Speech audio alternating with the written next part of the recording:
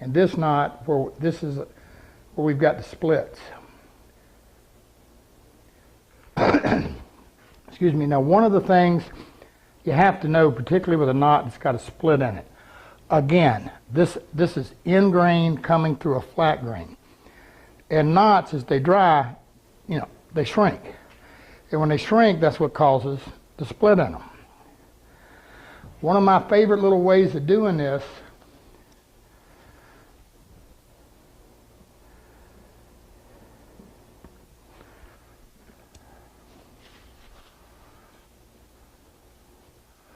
work my white glue in good. Grab me a mallet or a hammer. Hammer, dude. And I start cutting a series of wedges.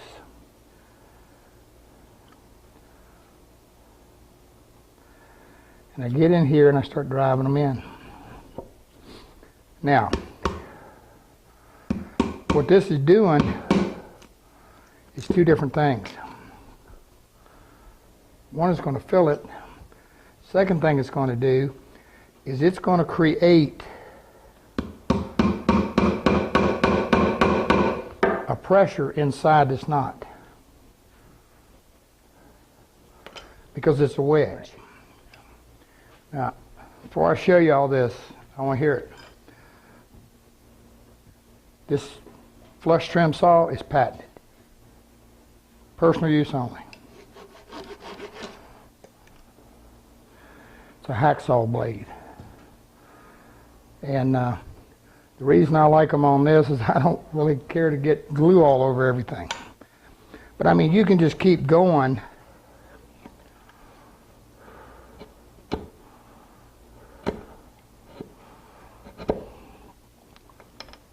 I got a little teeny hole there in the center of that one.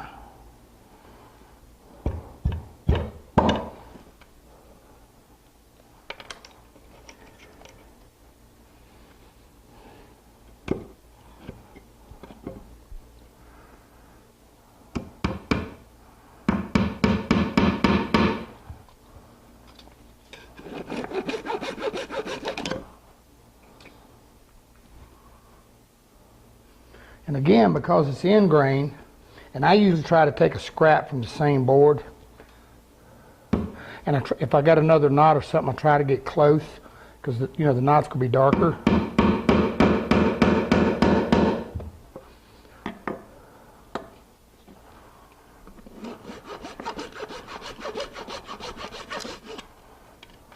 Now again, I told you I save my old sandpaper for stuff like this.